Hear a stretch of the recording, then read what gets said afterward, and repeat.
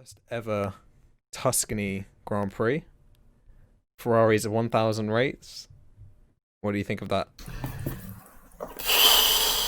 I don't know, just carnage to be honest. Yeah, It was more a demolition derby than a F1 race, but yeah, bumper cars, just get the jokes out now. But yeah, that race was, I don't know, I wouldn't say exciting, but it was like you couldn't stop watching it. If that makes sense. yeah, Yeah, yeah, it wasn't like a dull moment in the um, race, like, apart from the red flags. Those were the dull moments. But yeah. Especially when we're watching live as well. yeah, Um, yeah, but I guess the first lap probably best place to start. So yeah. um, the most notable thing from the start was Verstappen. Just terrible weekend. Just a terrible weekend. Mm. I think he had engine issues again. It was the same issues Yeah, as last week. Or not as Italy, I mean. Yeah, he just didn't get off the line good. And then he was just swallowed up by the rest of the cars afterwards. And it was just like, oh, okay. He was almost like he was going so slow that like all he just got hit. yeah, yeah. He's literally the reason why that whole accident stuff happened. But Yeah, I kind of feel like that is true to a certain extent. Um, Especially like going into that second corner, it looks so narrow. So mm, just like having a car going backwards sort of bunches up the field more than it probably yeah, should have they were like been. going three wide. The cars behind him were like Yeah, three wide. It was like Gasly, Raikkonen, and somebody else. I can't remember who. And they all just like, and Gasly just rolled over Raikkonen's like front basically. yeah, And then yeah, yeah, and then Sainz spun for no reason. And then what do you call it? Vettel was just like, oh, I have nowhere to go, and just hit, and yeah, he just hit the side of Sainz. That was yeah, almost dangerous because if that was a fast corner, he would have t-boned him to the side. mm, yeah. But But yeah, yeah. Obviously, we got the safety car yeah. after that, and Mm, after that safety car was the biggest talking point from the race, I would say. that was That incident. that was the craziest thing. That was probably the craziest thing of the last like 5 years. Never 5 years, the last like decade, I'd say comfortably. You'd say, I'd say that with like full bet of like not even going through everything for the past decade. But I think it's like the craziest thing since Indy where Michelin couldn't run their tires. I think that's the craziest thing since then. yeah. Like I haven't seen. I don't think I don't anything is think like that. Yeah. anything has ever happened like that before. Yeah, I remember we were Um, watching it. I was just like, bro, bro, I knew I knew it was gonna happen. I remember we were watching this together, and I was just like, what is Bottas doing? What is he doing? What is he doing? And then just a whole, yeah, yeah, I saw that coming a mile away. yeah. Um, so the way that after the analysis came out after the race, and it really the main driver that I would say caused it was George Russell. Mm, Um, he basically fell behind the pack, hmm. sped up, and then tried to anticipate the drivers going like speeding up as he joined them so that he'd be able to jump them. Yeah, I don't know. I don't know if that was Um, his goal or if he just fell back and just tried to catch up. But yeah, I think it. um, Um, the thing is like he braked so late that I can't imagine him not trying to just get the jump on all the cars in front of Fair him. enough, fair enough. I didn't see that, but yeah, no. I think the main like cause of that was just like the safety car just not leaving, was just leaving too late, I guess. Um, Yeah, so the safety car lights went out quite late. mm, Um, that's what they're saying, and then so apparently the safety car lights went out late, mm, and then Bottas wasn't able to get a big enough gap between him and the safety car so that he wouldn't overtake the safety car before the safety car line, if you know what I mean. hmm. Um, but the Michael Massey, who's like the head of the like stewards, has said that there doesn't need to be a change in the safety car procedure. Even though, yeah, what do you think about the safety car procedure? Nah, I guess I'd actually agree with that. I don't think there's like a. I think like a lot of people being like, oh, there needs to be rule changes. They always say there's going to be rule changes like after every single incident. It's like Yeah. it's quite like over dramatic. I think just the main thing they need to do is just when there's like a long straight like that, um, just get him out, just get the safety car out before the last safety car line, so that he can. So basically, they can bunch up, and then the leader can go, rather than bunch up in the middle of a straight. I think that's the best like Yeah. solution. Yeah. Well, personally, I think that I don't know. I feel like before there was never this rule where, so basically, when the safety car lights go out, the first car essentially becomes the safety car, right? And then I feel like a few years ago they changed it so that you can't overtake until the start finish straight. No, the start finish line. Right. Because they passed the But safety car line, didn't they? yeah, but the safety car line is the line where you can overtake the safety car. If you know what I mean. So Oh, when I was when the thought. lights go out on the safety car and then it speeds ahead, the safety car line is basically the point where you're allowed to overtake the safety car when it's going back into the pits.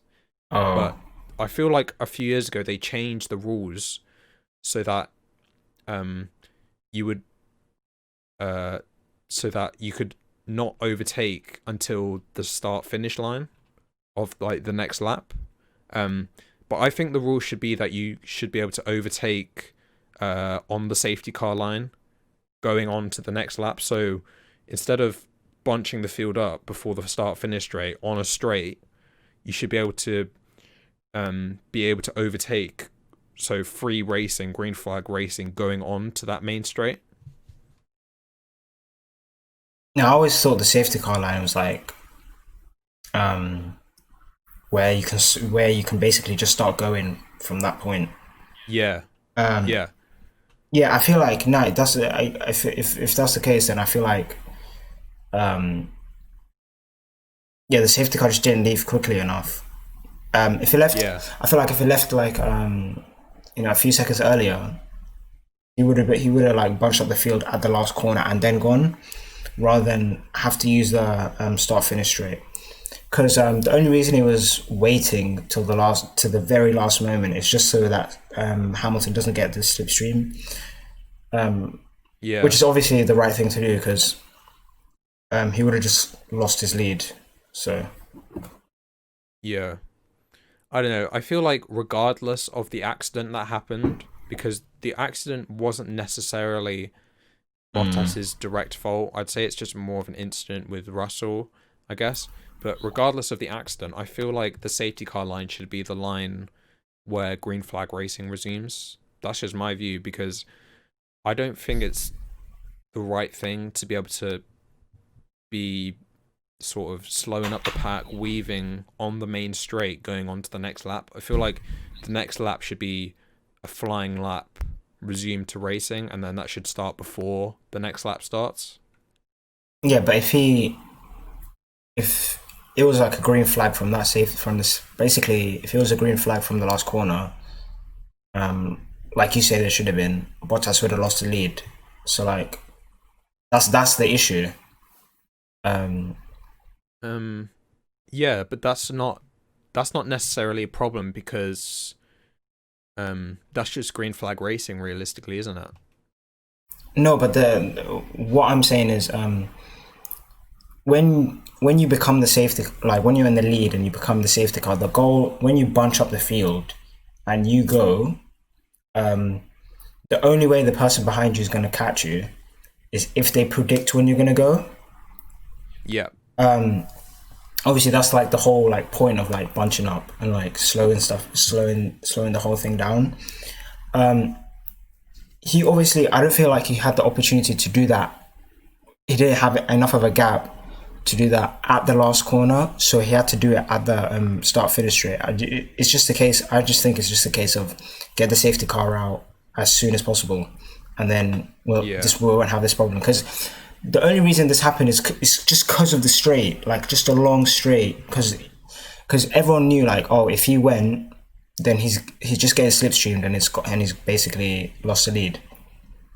So Yeah. I feel like either It's like we've seen it at other tracks like Baku where like Hamilton would just slow down, weave for the entire length of the track, for the entire length of that long straight, and then the start finish line is right at the end of that straight. So it's like we've just lost like an entire straight worth of green flag racing with like a bunched up field. So I feel like it's like detrimental to the overall, I guess, spectacle of the race to just have the green flag racing resume at the start finish line. I guess. Yeah, but I think it has to be like, I feel like they have to not change the rules, but like make special cases for like certain tracks with these long straights. It's just a straight that's the main issue, because you wouldn't get this at like another track such as you wouldn't Monaco. Monaco. There's no such thing as overtaking in Monaco anyway, so you wouldn't get this at like Singapore, for example, if that makes sense. But yeah, anyway, like I just feel like it's just a long straight. That's the main issue. I guess so. Yeah, I feel like maybe if they started in like in the middle sector, then like okay, or like towards the end of the last sector, like 2 corners before the last straight. That's what they do at Belgium, for example.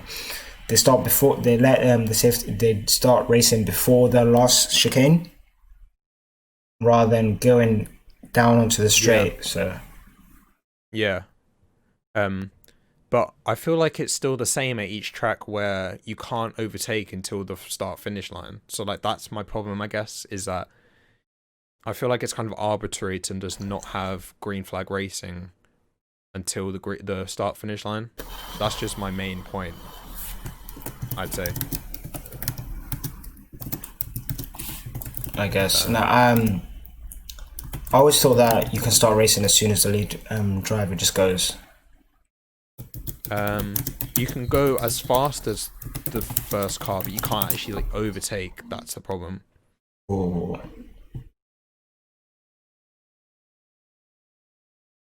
Okay. No, I was just searching up the safety car rule because I'm interested. Yeah. But it's just like one of these like F1 things where it's just so technical, and it is a very sort of reactive thing because we didn't like complain about this before the accident happened. So it might just be a very special case. It might not actually, like Michael Massey says, it's not actually because of the rules. It's just certain circumstances caused the accident, and yeah. But all right. Like some F1 drivers came out saying that it's unsafe, and Grosjean. Yeah, that was the funniest radio I've ever heard in my life. Yeah, it's like they should be banned for that. It's like that was crazy. I don't know what it is with Grosjean and death, because I heard a few radios now, like it's just like you're not risking your life here. Like he always says, risking your life. That's his favorite phrase. Like I remember when he retired at Austin, and he was like, "You're not risking your life," and it was on the last lap. Yeah, but on like that sort of subject is that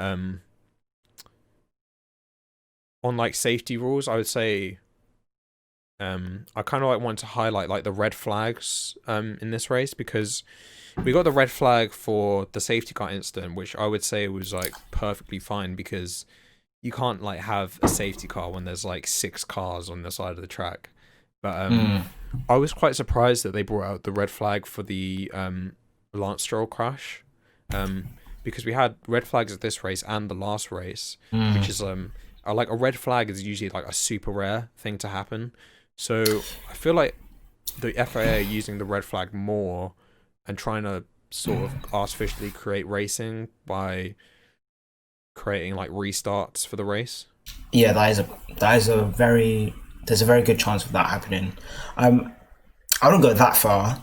I'd more likely be like, oh, actually no, with the Leclerc and Stroll incidents, they're very very similar in the sense that they were both stuck in the barrier. It was quite close to the track and it was on gravel, and they had to bring out the whole crane and like get the car off the track. I feel like obviously with those incidents, it does take time to get the car off the gravel, or so I feel like they would have lost like significant, like a decent like 10 laps or so, just safety car and like around the track. So I feel like they were just like, oh, let's just red flag it because we're going to lose a lot of racing time, you could say. I feel like that's the main thing. But if it happens next race, if there's a red flag next race, okay, then I'll give it up to you and be like, okay, they're artificially creating racing. Yeah. No, but I feel like red flags with gravel is very common. Oh, yeah.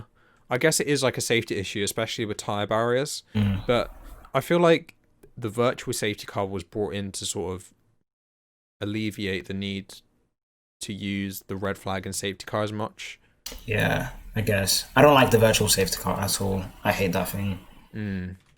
I don't know whether I prefer the virtual safety car or the red flag, because I don't like the red flag is like, the red flag gives you an, like, when you talk about free pit stop, yeah, that is ridiculous. A free pit stop. Yeah, but hey, but look, they pitted like 3 times that race. So you've been asking, you've been what do you call it?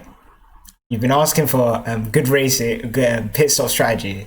This new pit stop strategy. Yeah. I just feel like they need to get rid of that red flag rule. Just bin it. You reckon? Yeah, it's just a bit. Yeah, I'm not really a fan of it. It's not like it's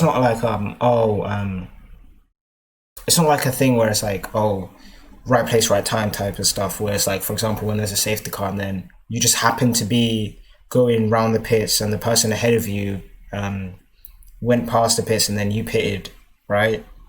And then all of a sudden you have like a tire advantage. It's not like anything like that. It's just that it just happens to be one of those things where it's like, oh, yeah, you got fresh tires now, and the person behind you pitted when they were ahead of you, so you just gained 24 seconds. Yeah.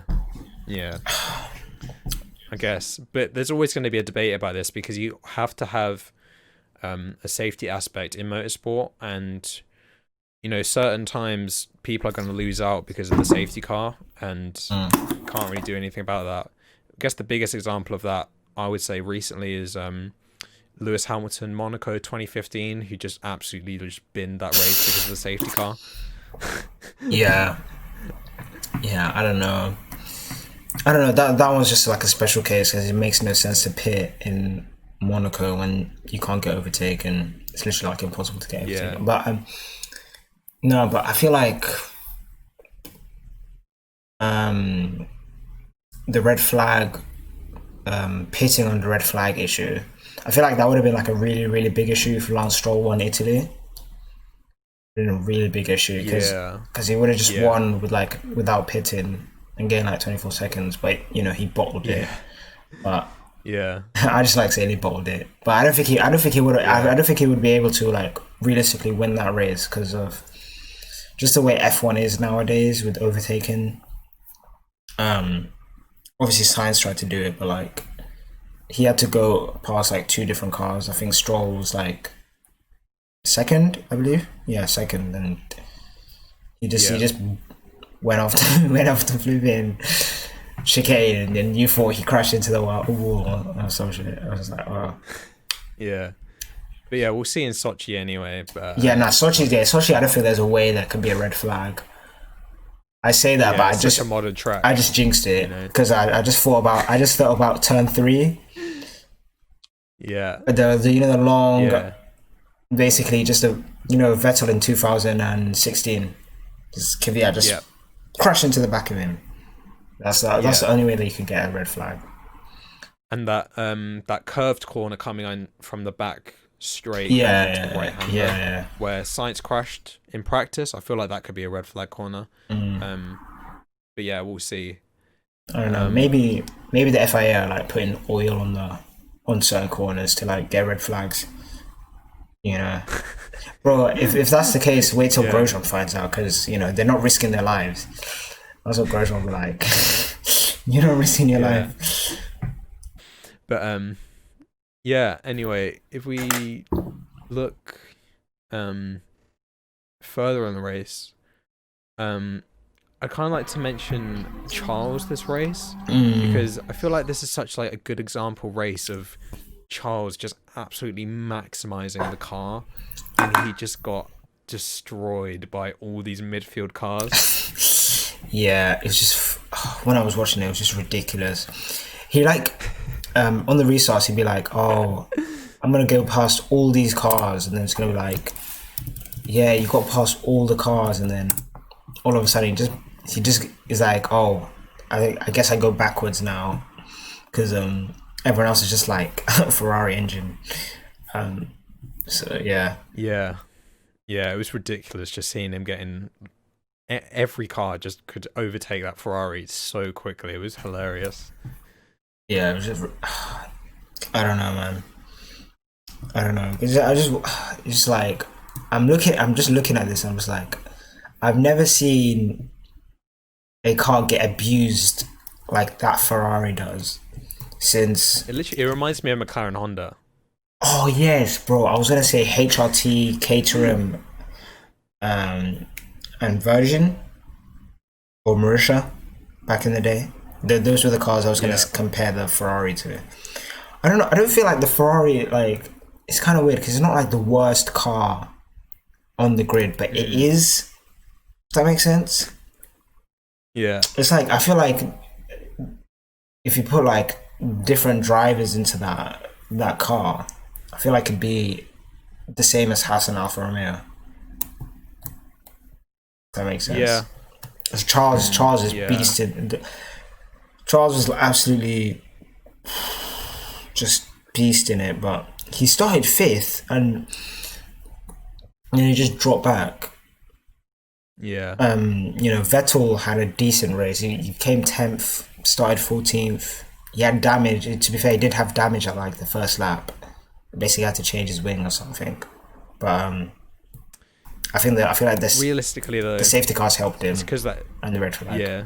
But I think they got helped by their new livery, to be honest.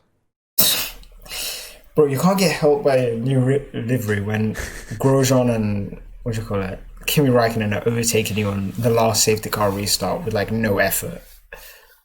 I just saw that. I was like, oh, that's crazy. But you have to remember, like, I don't feel this was not off merit. This was not off merit at all. They finished 8th and 10th when Lance Stroll, which is in a Racing Point, Esteban Ocon in a Renault, Carlos Sainz in a McLaren, and Max Verstappen in a Red Bull, and Pierre Gasly in AlphaTauri. 5 cars, all just that easily faster around the track, were all retired. Look, I told you at these Italian tracks, right? Ferrari's going to pull out some sort of juju. I did say that earlier in the year. Obviously, I got it wrong. I got the wrong track, right? It wasn't Monza. It was Mugello. Yeah. I'm telling you, if this was last year's car, they would have won. That's what would have happened. Mercedes would have had like 4 punctures. Like, yeah, it's possible. Yeah, Ferrari. I don't know. Yeah. These Italians, man, they know what to do. Yeah. Matteo Bonotto is a psychopath. No one chooses to wear those glasses, right? No one chooses to wear this. Have you ever seen a man? It's like that. Wear circular. It's like that meme. Oh yeah, what were you going to say? Have you ever seen a man wear circular lenses? Like, he's a psycho. He's a mafia boss. Yeah. It's that meme from like the F1 edits where he's like pronto Charles. And they just pull out the juju realistically. But, yeah. I guess one thing I'd like to mention is obviously Mugello is not a Mm, calendar regular. yes. And what would you say for the future of Mugello in F1 after this race? Oh, it's tough. It's tough because I feel like this is a once in like 10 years type of race you're gonna get. Mm, Um, I feel like it'd be very unrealistic for us to be like, oh, let's go to Mugello next year. The same race will happen. Um, yeah, there are obviously certain tracks that are like you're gonna get an exciting race no matter like what happens. Um, mm, I just don't feel like Mugello is one of them. For example, um, if you look at Singapore, that's gonna be like a that's gonna be a good race just because of like the street circuit like type of like environment it is, like mistakes and stuff. But I don't feel like Mugello is like one of those types of tracks. Um, if I had to compare it to anything, I feel like it'd be like similar to Hungary or Barcelona, as you always say, yeah, or Suzuka. Yeah. yeah, I don't know. I haven't seen like the last few Suzuka races. I haven't watched them live, but they're not as exciting as they used to be, if that makes sense. yeah, But I feel like that's because of like the cars and stuff rather than the actual track. So with new regulations, I feel like maybe give it a try. Like yeah. if I you think, add it into like it's like a rotation, that's what you always say.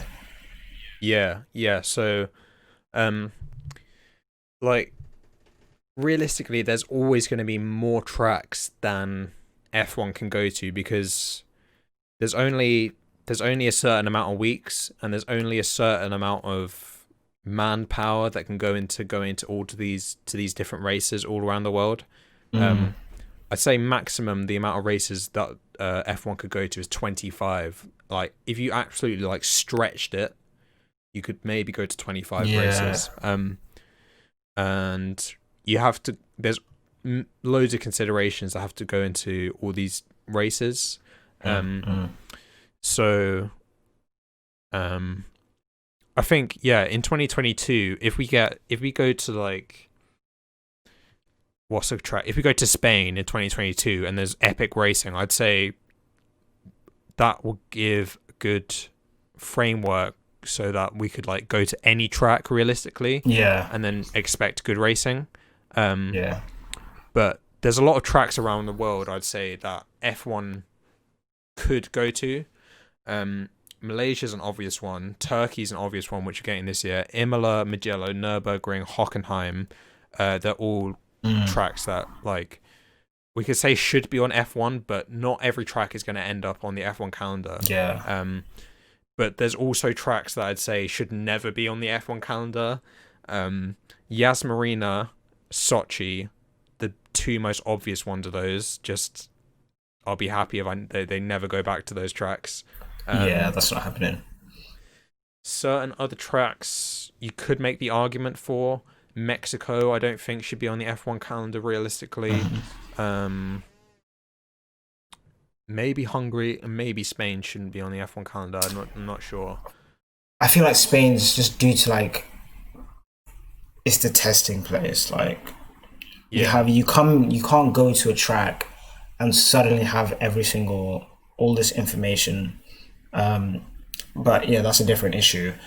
Um, but yeah, I feel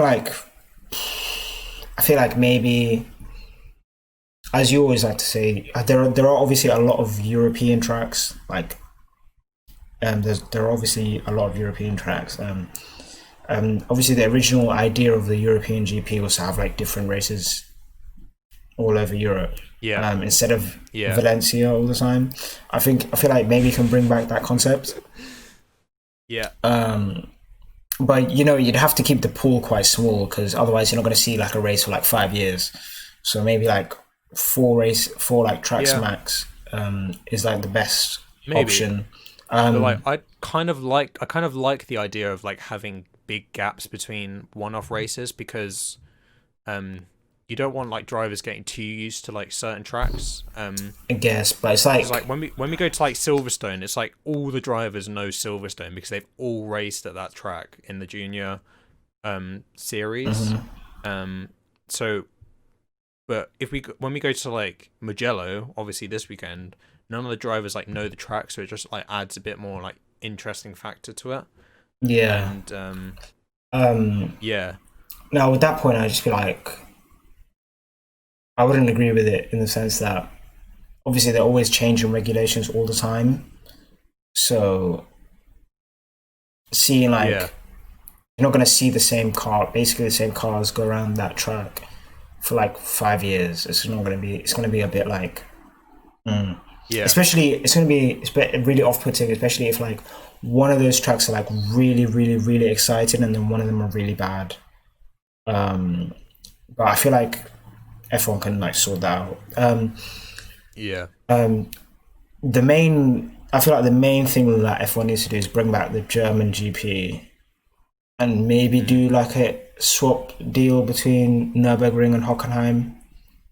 Um, Obviously, I prefer Hockenheim. I'm guessing you yeah. I prefer. think I think everyone does. Yeah, Yeah, but the Nürburgring isn't like a bad track either. It's like a pretty good track. So it's not like mm, oh, one's Sochi and then the other one is Silverstone. If that makes sense. yeah, It's like a tier. One's a tier below the other one, so it's not like mm, it doesn't bother me. But yeah, I don't know like what the main idea would be if they were going to introduce this like rotating, basically rotating tracks. Basically, I don't know, yeah. but I think it's a good this brings concept. a much it brings like a much wider issue in F1, which is like for me the biggest issue in F1 is the fundamental business model of F1, where tracks pay tracks will pay F1 to come to the track, and then tracks make money from the tickets that they get the um for the event, right? And then F1 sells the gets money from the tracks, and they get money from the TV deals for people watching. And this year has proven to me that F1 could have a much better business model of basically instead of doing it that way, it should be flipped so that F1 rents out a track. Say like F1 will just rent out Silverstone for a weekend. They pay Silverstone to host the event, everything like that. And then F1 sells the tickets and makes the money from the tickets. So it would mean that F1 could just go to any track that they wanted any time of the year, and they also wouldn't have to be constrained to tracks like Yas Marina and Russia, where they just make all this money for just races that aren't good at all. Yeah, when I first found out that that was the business model of F1, I feel I was very shocked because Yeah, it makes no logical sense to me on how I can I'll pay you to come to my house and eat there and then you pay for the meal. yeah, Wouldn't it make more sense if you come to my house, pay for the meal and pay to come? That makes sense? I don't I know. guess so. Yeah, I don't know. It's just very, very odd. I've never seen like a business model like that. I don't know. yeah, Bernie Ecclestone needs to. I don't know. I feel like he was at the time when he. It's just an issue with Bernie Ecclestone in the sense that when he was at F1, he used to try to squeeze every single last penny out of it and make as yeah, much money as possible rather than focus on the entertainment factor of F1 and realize that if F1 is an entertaining sport and it's very enticing to the public and everyone, that it will naturally make more money, not more money but yeah, money naturally. I don't know. I yeah, don't know the economics behind it. I can't be like, oh, F1 will make more money if it was like better racing. But yeah. I feel like that's just common sense. I feel like Liberty Media, since they've come in, have really worked towards work against the traditional Bernie Ecclestone model. Um, they brought in the cost cap, which I think will really benefit the entire sport, because it will mean that teams won't be as reliant on the prize money that comes in, and it will also stabilize teams overall, I would say. Yes. But yeah, I feel like there could be a fundamental business remodeling of F1 that could actually really improve, even though they might not have, all these like tens of millions of dollars coming in from like the Russian government and the UAE government. Overall, it will make a better product of F1. Yeah. And yeah, on that rotation point, I feel like ever since about maybe 2010, 2011, the F1 calendar has become really way too rigid, and people just are too used to like the F1 calendar being like the same every year, where it's like, oh, okay, first race is Australia, first race in Europe is Catalonia, after that race we have Spain, and then we have, Canada, Austria, Silverstone, Germany, maybe Hungary, Belgium, Italy, and then we have the Asian races. I feel like every year we could maybe like have certain changes for just that year that'll make it more interesting, rather than just having like the same calendar every year and then having these like multi-year deals where like the Russian Grand Prix will have like a 10-year deal. And it's like, maybe it would be better if we just had different like unique calendars every week, every year. Yeah. First thing, I feel like the Russian GP is all Vitaly Petrov's fault. If he didn't get that podium in 2000 and whatever in Australia, yeah, that would have never happened. But no, realistically, there's this one idea that I've always had about F1. I might sound crazy, but they should look, stay with me, right? They should time races in the calendar according to seasons. So like, think about it like this, right? Instead of having Silverstone in the summer, if you have it around September, October-ish, or maybe earlier in the calendar where, the UK is going to rain, we'll have a wet race in Silverstone, right? You know what I mean? Yeah. Like, yeah. If you time certain races like to try and get like a wet race, because I don't know, since I don't know when, but it feels like I haven't seen a proper, okay, obviously Germany last year, 2019 Germany, but like before that, like we haven't seen like proper wet races in a long time. Like, and I feel like wet races used to be like not regular, but like every few races there'd be like a wet race. But that's just an idea that I always had.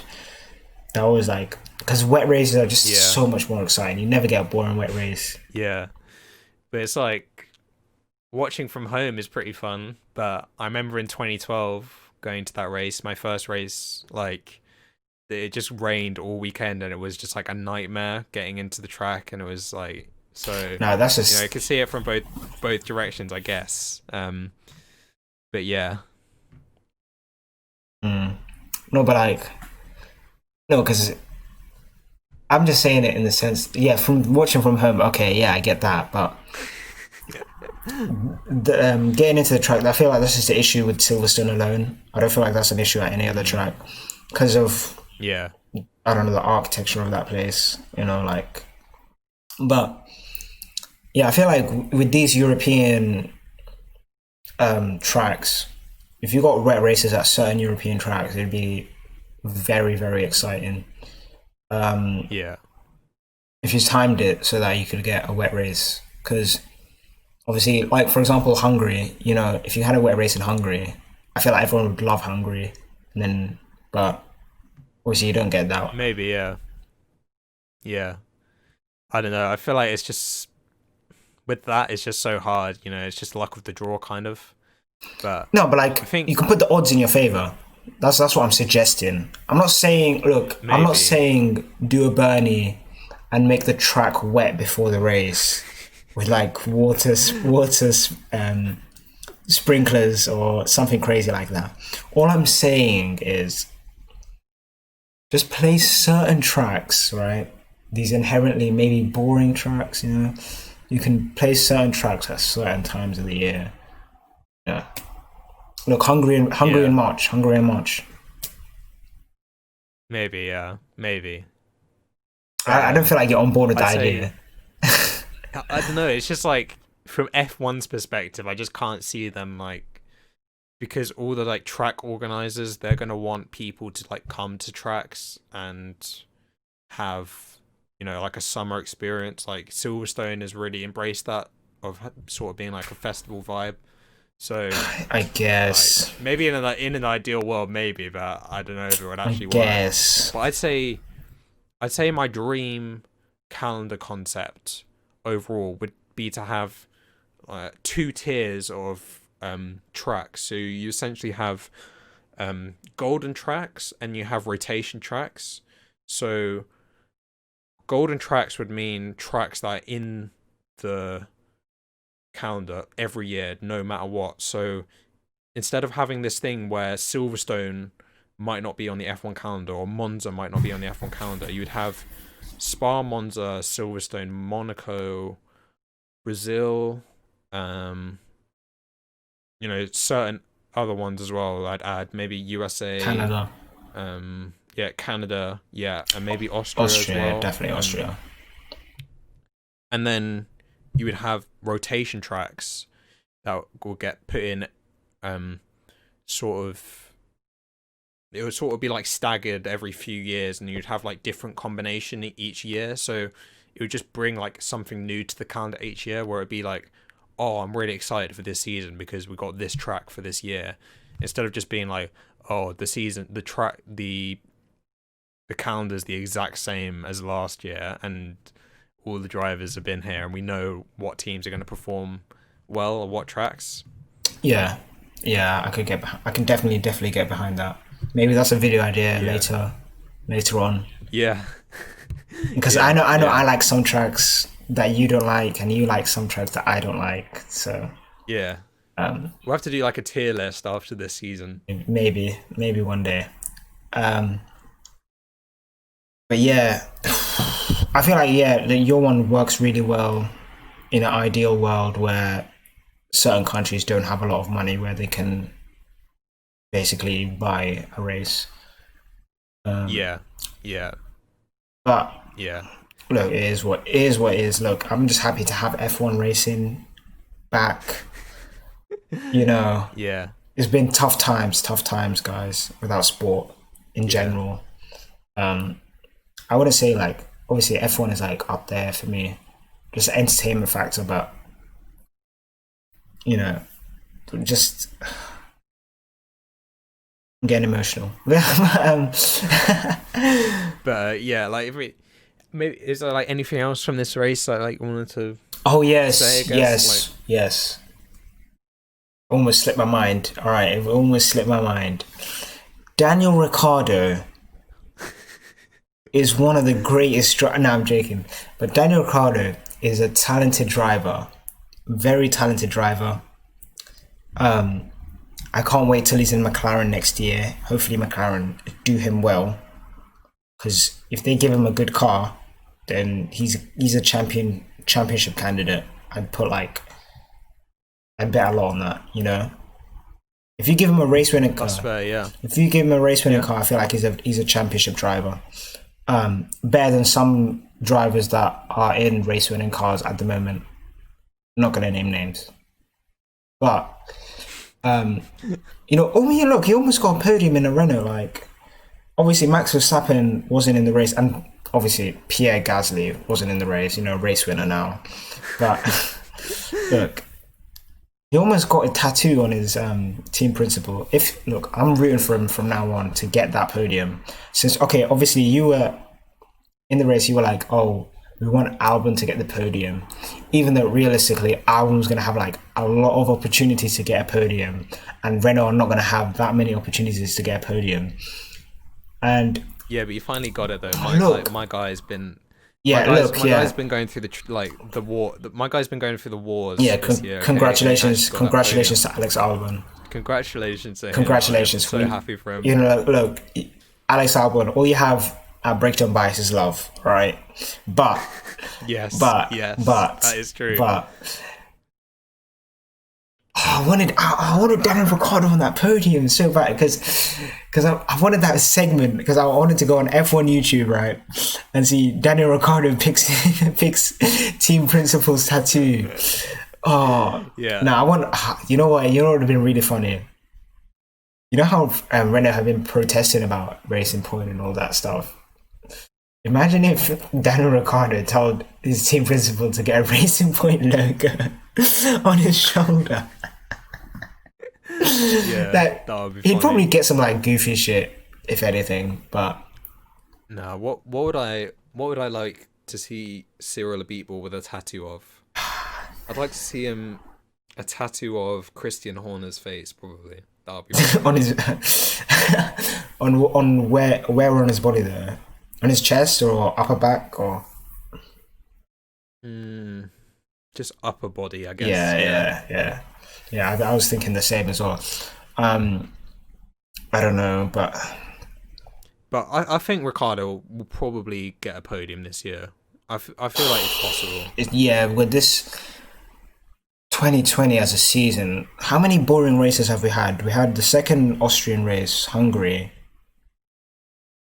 Silverstone won, I'd say. Silverstone won. Apart from the punctures. No, the puncture that just saved it. That just saved the whole thing. Since then, since I say we'd have like 2 or 3 boring races the entire calendar. That's like actually a it's been decent. Pretty good percentage for F1. Obviously, me and you are just waiting for the new regulations at this point. And we got Sochi next race as well. So I'm not watching that shit, man. Can we just not even do an episode on it? Like, unless something crazy happens. Yeah. Because look, we. Actually, I'm not going to say anything controversial. I'm not trying to get. We can save it. DDoSed, but look, if the Russian GP race, I don't think I'll watch that live. I'll go on Channel 4 highlights, right? If it's exciting or something, I'll take back everything I said about Russia. But there is nothing about that track that is exciting. Yeah, no, it's terrible. Awful. I don't know what it is with these new tracks, like these track designers. They always do this shit. Is it Tilka? That's his name, right? Yeah. Oh my god. It's just a straight line, corner, unique middle, I'd say unique, quote unquote, right? But it's just the same type of turns, right angle turns, quick right-handers, quick left-handers, and then just a third sector where it's just lots of corners. Sector 3 is horrifically bad. I hate Sector it. 3 at Yas Marina is probably one of the worst sectors I've ever seen in my life. But, if I had to get rid of three tracks, is like Sochi, Yas Marina, and France, in no particular order. Definitely. It'd be very, very tough deciding the order of those 3. Actually, no. Yeah. I'd say Yas Marina's like slightly better than those 2, but you can make the argument. Just the first 3 corners. That's the only thing it's got. What, Yas Marina? Yeah, the straight into chicane straight. That's like the redeemable quality of that track. I feel like Yas Marina has like a lot. It had a lot of potential when it was getting designed. Like. Yeah, they just had a bunch of money and they just blew it. The hairpin. They had to make a chicane before the hairpin. Horrific. A chicane before the hairpin. But yeah, if I had to get... Don't get me started, man. I'll just get pissed off at this. What? At Yas Marina? Yeah. Yeah, I was watching it. Yeah, Yas Marina, man. I don't know, like, man. Just going back to this race, I'd just say, like, the Albon podium is just... Oh, I'm so happy about it because... Yeah. All these haters, man, hating on Albon. Like... Look, I've been saying. He got a P4. He got P4 in qualifying as well, that's a massive achievement, I'd say. Yeah. And just getting through the race, getting that podium, just putting after it was the perfect race he could have had after what happened in Monza, I would say. Exactly. What was I gonna say about Alex Albon? Look, bro, in my head, Alex Albon already had a podium. To be honest with you, Brazil 2019, that's a podium right there in my head. He already had a race win on Austria. Yeah, he's got a race win at Austria. I don't care what Wikipedia says. When I talk to look, if Alex Albon becomes like a world champion in the future, I wouldn't put it past him. By the way, he's really good at overtaking and stuff. Yeah. Yeah. And my kids are like, oh, who? You know Alex Albon, dude? I was like, yeah, I've been watching him since day dot. I remember his first win at Austria 2020, and then they're gonna be like, yo, you didn't win that race, and I'll be like, that's the government telling you that, right? No, oh my god, that still pisses me off. That there's a few things that F1 races that piss me off. Few F1 races that piss me off. Austria, Canada 2019. Okay, Canada 2019. That one bothers me very. Germany 2018 is like the most cursed race I've ever watched in my life. Canada 2019, that was like a steward's decision, but championship on the Monaco 2016. Oh, the Daniel Ricciardo. Okay, yeah, that one is a pretty curse as well. Yeah, no, I'm not gonna get into curse races, man. I'm not trying to like ruin my mood. Yeah, that we'll save that. We could save that for a special episode. Just cursed F1. Cursed F1. Yeah, off season. We're just coming up with off season topics. Indy USA 2005. Like that's. Oh, what is a cursed race? I'm just trying to think of Brazil 2007. Okay, no. Okay, no. Stop there. All right, have you covered everything for this episode? I think that's everything. Yeah. All right, that's everything. All right, cool. Thank you for watching. Thanks for watching. Give us a share. Shout out to anyone that's watching, if you are. You are. But yeah. Thank you. Thanks. And peace out.